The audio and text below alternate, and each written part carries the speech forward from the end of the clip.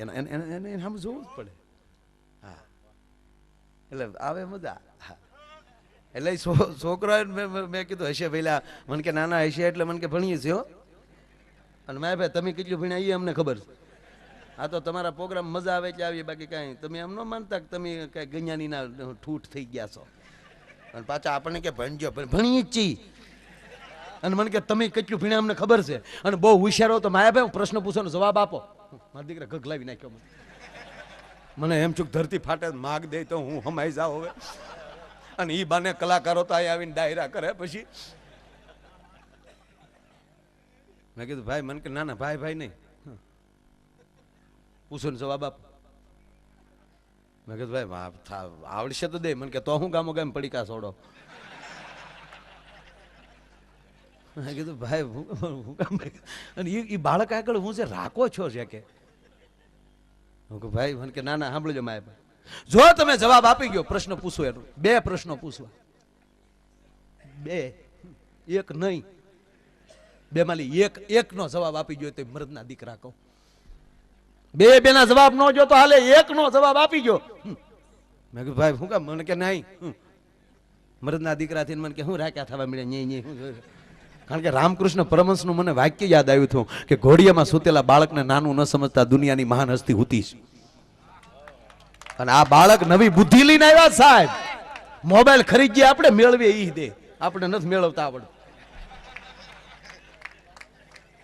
એની મમ્મીનો ફોન આવે ત્યારે નોખી રિંગ વાગે ઈ ગોઠવી દે આપણને. હા એનો ફોન આવે તુજ મેં રબ દિખતા હે યાર.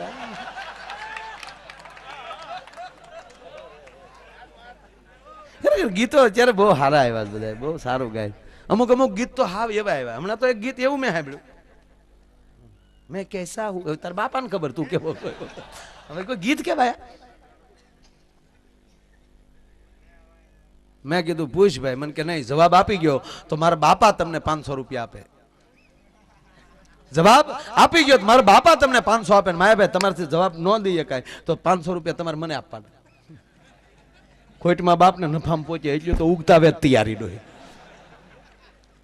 પૂછ ભાઈ. મેં કીધું નકુસામાં આંગળી આવી છે ને મેં ઘોડો ઝાડ કર્યો લેવા દેવા વગરનો. નકર નમસ્તે કીને સરસ બેટા કીને વયો ગયો તો ક્યાં મને વાંધો હતો.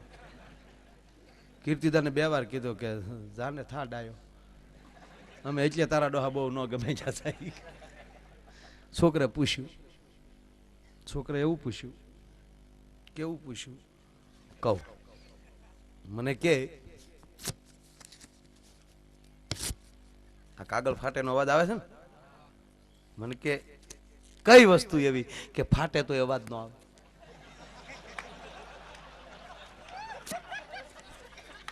મેં કીધું તારે માથાકૂટ કરવી જ નથી. આલે આ 500.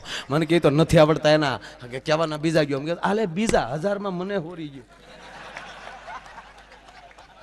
ફાટે તો અવાજ ન આવે કે મને કે દૂધ તારી ભલી થાય. અને માયાભાઈ ત્રીજી વાત, આવું કોઈ દી કરતા નહીં. કાં મને કે દૂધ ફાટે ને અવાજ ન આવે ને એમ દિલ તૂટે ને એનો અવાજ ન આવે. પ્રોગ્રામ 2 ઓછા કરજો પણ કોઈનું દિલ તૂટે એવો ધંધો ન કરતા. એનો અવાજ નથી આવતો. કાળિયા ફાટી જાય એનો અવાજ નથી આવતો. કોક ને એવું વેણ કહી ગયો સાહેબ ગરીબ નાનો હુનો માણા હોય 2 ગાળ દઈ ગયો તો એનું કાળજું ફાટી જાય છે. એનો અવાજ નથી આવતો પણ એ અવાજ પેઢીઓને તોડી નાખે. એનો માલી રોડ ઉપર ક્યારેક કરી દઈ નક્કી નહીં.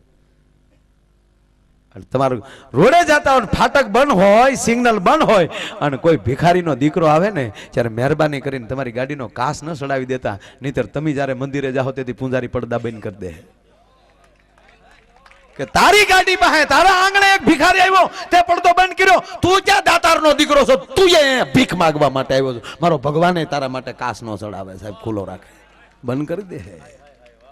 લહેર હોવી જોઈએ. છોકરો મારો એ લઈ ગયો 2. મને કે એકનો ન જો. મને કે બીજો સાંભળો. આ પ્રોગ્રામ મારો પૂરો કરાવવાનો છે. પણ મને આકાંક્ષા જાગી સાહેબ કે ભલે 1000 જાય નો સવાલ નહીં પણ આ નવી બુદ્ધિ માલી કાંઈક તત્વ મળશે. મને જાણવાની ઉપડી. મેં કાલ બીજો પ્રશ્ન. મને કે ફ્રીજમાં મૂકો તો ગરમ રહી હું.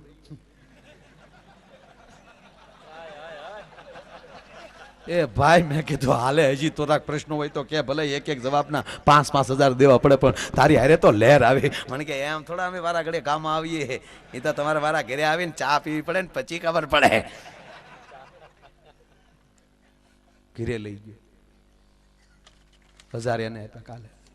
તારી ચા પીવું આ 1000. હવે કે ફ્રીજમાં મૂકી તો ગરમ રહી હું.